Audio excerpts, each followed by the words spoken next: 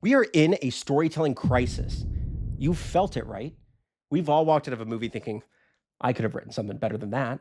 Or felt betrayed when a story set up something amazing and then totally dropped the ball. And now we have more content than ever. Seriously, how many apps are you paying for? But half the time, we don't even know where to look. Like, how many times have you heard about a movie for the very first time right as it leaves theaters? Or sometimes even years later. It's overwhelming and disjointed for us. And for the creative industry that I have to deal with every day at work, it's a full-blown crisis. Budgets keep ballooning, film shoots keep shifting overseas, studios play it safe, algorithm decides what we even get to see, and AI, it's threatening to replace that messy human spark that makes stories matter. No wonder it feels like we're being fed reheated leftovers. Another sequel that doesn't know when to quit, games that launch half-finished or stuffed with microtransactions, another filler arc when we just want to get back to the main story. Sure, sometimes they work, but most of the time we walk away thinking, that can't be the best they could really do.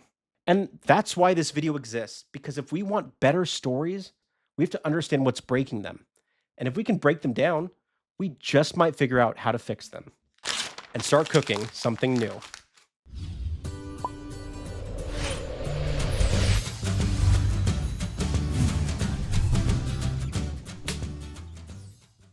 So welcome to Plot Luck. I'm Brian, and if you love digging into stories like me, you are now officially a plot head. Get it? Plot head? I've spent years in film and TV development, read thousands of scripts, and worked with hundreds of writers, so I've seen this crisis on both sides. And this channel is where we break it all down, figure out what's gone wrong, and spark better stories together. Because stories aren't just entertainment. They're humanity's operating system. Mini mic drop. They've always been how we make sense of the world. Going back to cave paintings, think myths, scriptures, fables, fairy tales. They shape our values, explain the unexplainable, and get passed down through generations. And today, you can find them everywhere, for better and for worse. In marketing, in politics, even on TikTok. Stories might just be the most powerful technology humans have ever invented.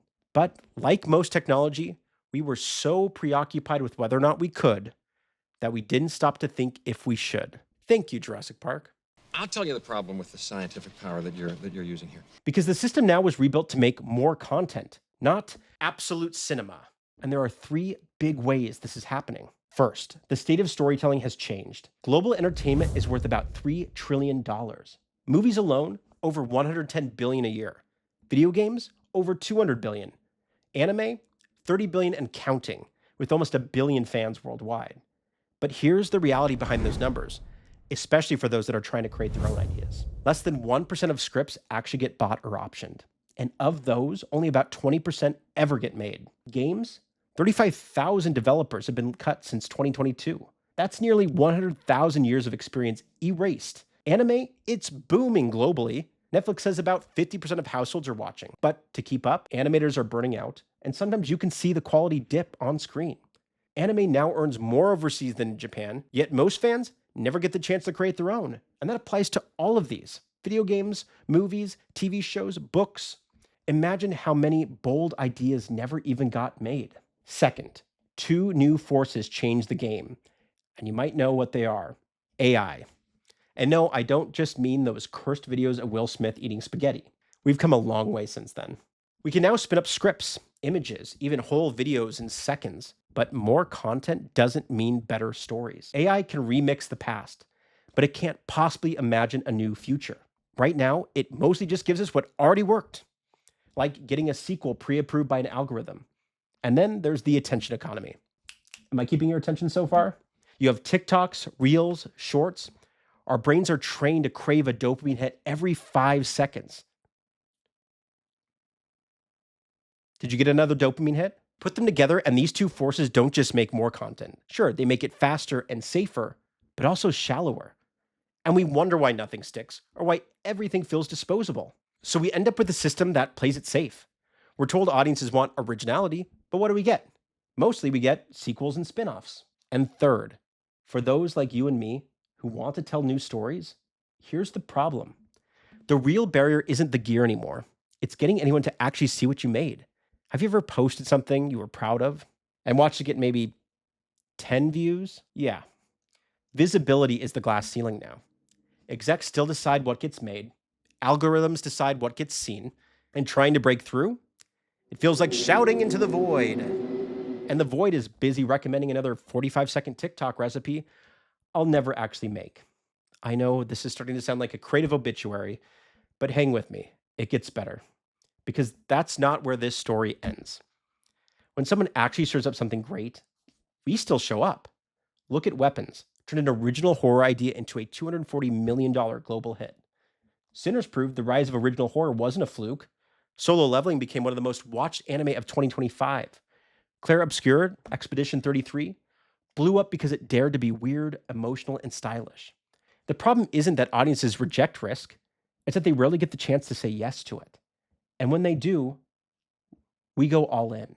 And here's the truth. If we want better stories, we have to get more creative than ever. We have to show up for bold original work when it drops. We have to create a space for new voices to break through. And we have to out-create the robots. Bring something so human, so alive, no algorithm could ever dream it up. Because the only way through this storytelling crisis is together. So here's the plan. Plotluck isn't just about fixing broken stories. It's about fixing the conversation around them. I want to build a table where fans and creators sit together and share ideas. We'll break down why great stories work, beyond trivia, Easter egg hunts, and clickbait. We'll take the broken ones and punch them up, just to see how much better they could have been. We'll build tools you can use to find your own story's spark, and we'll dig into the forces shaping what gets made, so we can all understand the system we're trying to change. This isn't about worshiping formulas or dunking on bad art. It's about lighting the fire again and making sure that if the factory won't take risks, then we will. So once again, I'm Brian.